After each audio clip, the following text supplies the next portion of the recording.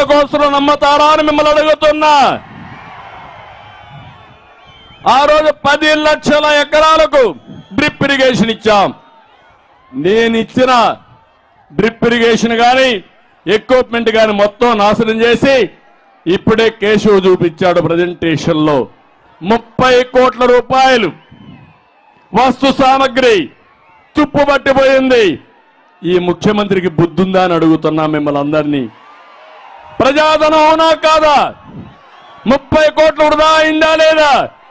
ఇలాంటి వాడు ముఖ్యమంత్రికి అర్హత అని మిమ్మల్ని అడుగుతున్నా. సమాధానం చెప్పమంటున్నా. కాదు అని గట్టిగా చప్పట్లు కొట్టి మీరు కూడా చెప్పాలి, నిరసన తెలియజేయాలి. ఈయన దగ్గర నుంచి దీనికంటే ఎక్కువ మనం కోరుకోలేము. ఎందుకంటే ఉల్లిగడ్డకు ఆలుగడ్డకు తేడా తెలియని ముఖ్యమంత్రి. అవునా కాదా? వ్యవసాయం అంటే ఏం తెలుస్తుంది తమ్ముడు? తెలుస్తుందా వ్యవసాయం అంటే? అందుకే నేను ఒకటే చెప్తున్నా, బీమా పథకాన్ని తీసేశాడు. నేను ఒకటే హామీ ఇస్తున్నా, మళ్ళీ పాత బీమా పథకం తీసుకొచ్చే బాధ్యత ప్రతి ఒక్క రైతుకి అన్నదాత కింద 20,000 రూపాయలు ఇచ్చే బాధ్యత తెలుగుదేశం పార్టీది, జనసేనది. ఇంకో పక్క మీరు చూస్తే మా తమ్ముళ్ళు ఇక్కడే ఉన్నారు. యువత ఎక్కడ పోయినా యువతను చూస్తున్నా, మీ ఉత్సాహాన్ని చూస్తున్నా, మీ అభిమానం చూస్తున్నా. ఆకాశానికి గంతులేస్తున్నారు మీరంతా. వైఎస్ఆర్ కాంగ్రెస్ పార్టీని భూస్థాపితం చేయాలనుకుంటున్నారు. జాబ్ క్యాలెండర్ వచ్చిందా అని మిమ్మల్ని అడుగుతున్నా. డిఎస్సి పెట్టారా అని మిమ్మల్ని అడుగుతున్నా. ఆ రోజు ఏం చెప్పారు? ఎవరికైనా ఒక ఉద్యోగం వచ్చిందా తమ్ముళ్ళు? ఇప్పుడు పోతున్నాడు, పోయేటప్పుడు నోటిఫికేషన్ ఇస్తాడంట. ఎవరిని మోసం చేస్తామని అడుగుతున్నా. నేను ఐటీ ఉద్యోగాలు ఇచ్చా, టీచర్ ఉద్యోగాలు ఇచ్చా. మీరు ఇచ్చిన ఉద్యోగాలు ఏంటి? వాలంటీర్ ఉద్యోగం, లేకపోతే ఫిష్ మార్ట్లో, లేకపోతే మద్యం షాపుల్లో ఉద్యోగాలు ఇచ్చారు. అంతే కదా? అది తెలుగుదేశం పార్టీకి వైఎస్ఆర్ కాంగ్రెస్ పార్టీకి ఉండే వ్యత్యాసం.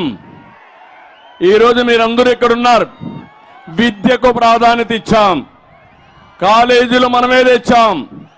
ఇంజనీరింగ్ కాలేజీలు కానీ, మెడికల్ కాలేజీ కానీ, సెంట్రల్ యూనివర్సిటీ కానీ, నిన్న ప్రధానమంత్రి ప్రారంభించిన కస్టమ్ ట్రైనింగ్ ఇన్స్టిట్యూట్ కూడా మనం తీసుకొచ్చింది. ఆ రోజు నేను ఒకటి ఆలోచించాను, ఇక్కడుండే పిల్లల కోసం, అనంతపూర్లో ఉండే యువత కోసం సాక్షాత్తు 10 సార్లు వెళ్ళి కియా మోటార్స్ తెచ్చాం. 12 లక్షల కార్లు ఇక్కడ తయారై ప్రపంచమంతా కూడా తిరుగుతున్నాయంటే అది తెలుగుదేశం పార్టీ విజన్. మీరేం చేశారు? అమర్ రాజా బ్యాటరీస్ ని ఈ రాష్ట్రంలో ఉండేదని తరివేశారు. అవునా కాదా తమ్ముళ్ళు? మనం పరిశ్రమలు తెచ్చాం. వీళ్ళు పరిశ్రమలు తరివేశారా లేదా అని మిమ్మల్ని అడుగుతున్నా. 16 లక్షల కోట్ల రూపాయలు పెట్టుబడులు తెచ్చాం. అవన్నీ కానీ అయ్యుంటే 30 లక్షల మందికి ఉద్యోగాలు వచ్చేటివి. వచ్చాయా అని అడుగుతున్నా మిమ్మల్ని. మళ్ళీ ఉద్యోగాలు కావాలన్నా లేదా అని మిమ్మల్ని అడుగుతున్నా. జాబు రావాలంటే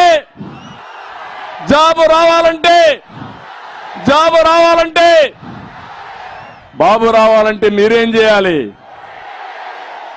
ఇంట్లో పడుకుంటారా? సైకిల్ ఎక్కండి, తెలుగుదేశం జనసేన జెండా పట్టండి, 74 రోజులు మీరు కష్టపడండి.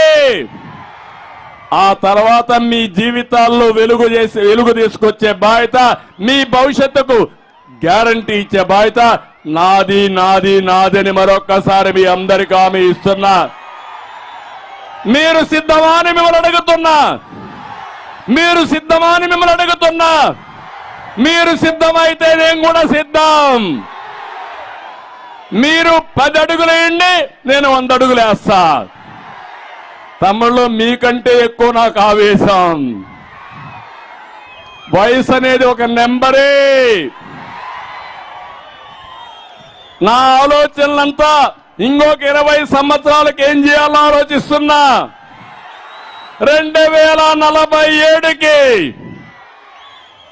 తెలుగు జాతి ప్రపంచంలో నెంబర్ 1 జాతిగా ఉండాలి. అది నా జీవిత లక్ష్యం. దాన్ని సాధించేదానికి యువత సిద్ధమా అని మిమ్మల్ని అడుగుతున్నా. రెండో ఆలోచన, పేదరికం లేని సమాజాన్ని చూడాలనేది నా లక్ష్యం. పేదవాళ్ళు డబ్బులుండే వాళ్ళు కాలేమా? పేదరికం నుంచి పైకి రాలేమా? చేస్తాం. ఒకప్పుడు ఇప్పుడే కేశవ్ అన్నాడు ఇక్కడ రోడ్డు ఉండేది కాదని. ఆ రోడ్డు వచ్చింది. ఒకప్పుడు మీ దగ్గర సెల్ ఫోన్లు లేవు. నేనే ఆ రోజు ఆ సెల్ ఫోన్లు రావడానికి కూడా కారణం నేనే. ఈ రోడ్లు రావడానికి మొదటి శ్రీకారం చుట్టింది నేనే.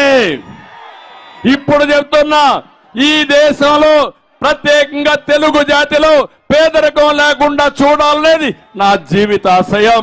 తప్పకుండా సాధిస్తా, సహకరిస్తామని గట్టిగా నినదించమని మిమ్మల్ని అందరినీ కోరుతున్నా.